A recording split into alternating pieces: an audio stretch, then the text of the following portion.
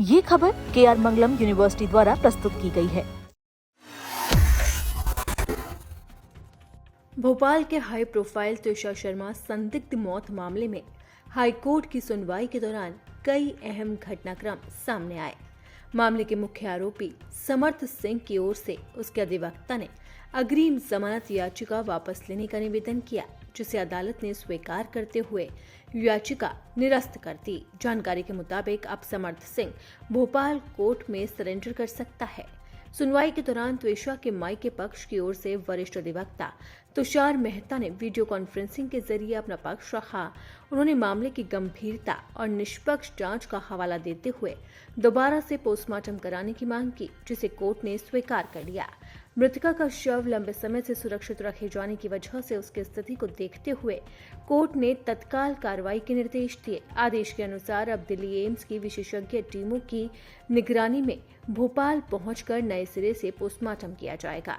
अदालत ने यह भी साफ किया कि पोस्टमार्टम रिपोर्ट सीलबंद लिफाफे में सीधे कोर्ट के सामने पेश की जाएगी, ताकि जांच प्रक्रिया की गोपनीयता और निष्पक्षता बनी रहे। सुनवाई के दौरान त्वेषा के ससुराल पक्ष की ओर से शव सौंपने की मांग भी रखी गई, लेकिन अदालत ने इसे स्वीकार नहीं किया। कोर्ट ने फिलहाल जांच प्रक्रिया को प्राथमिकता देते हुए मांग को खारिज कर दिया है। मामले में मृतका की सास और पूर्व जज गिरिबाला सिंह को मिली अग्रिम जमानत को चुनौती देने वाली याचिका पर भी सुनवाई हुई।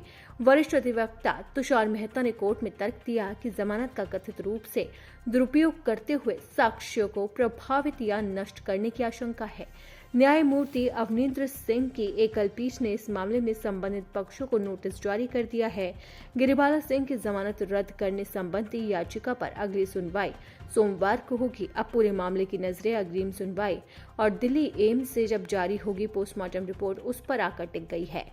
आपको बता दें कि तुषा के परिवार वालों का आरोप है कि तुषा के ससुराल पक्ष की तरफ से उसे परेशान किया जा रहा था और उनकी वजह से ही त्वेषा की जान गई है। हालांकि ससुराल पक्ष ने इन आरोपों को सिरे से खारिज कर दिया है और इसी के साथ ही त्वेषा पर भी उन्होंने आरोप लगाए हैं। ससुराल वालों का कहना है कि त्वेषा दिमागी रूप से परेशान थी और उसने अपनी जान खुद ही ली है। इसी के साथ ही त्वेषा की सास पूर्व रिटायर्ड जज है और ये मामला अब लगातार गर्माता जा रहा है और इस मामले की सुनवाई भी जारी है, लेकिन कोई निष्कर्ष निकल कर सामने नहीं आ रहा है। सवाल अब भी सिर्फ और सिर्फ एक ही बना हुआ है, क्या त्वेषा ने खुद अपनी जान ली या फिर उसकी जान ली गई है।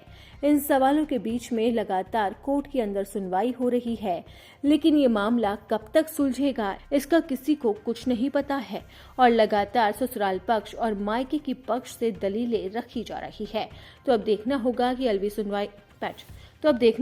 अगली सुनवाई के दौरान कोर्ट क्या कुछ फैसला सुनाता है और क्या वाकई में समर्थ सिंह और उसकी मां को कोर्ट बरी कर देता है या फिर इस मामले में कोई नया पहलू निकल कर सामने आता है।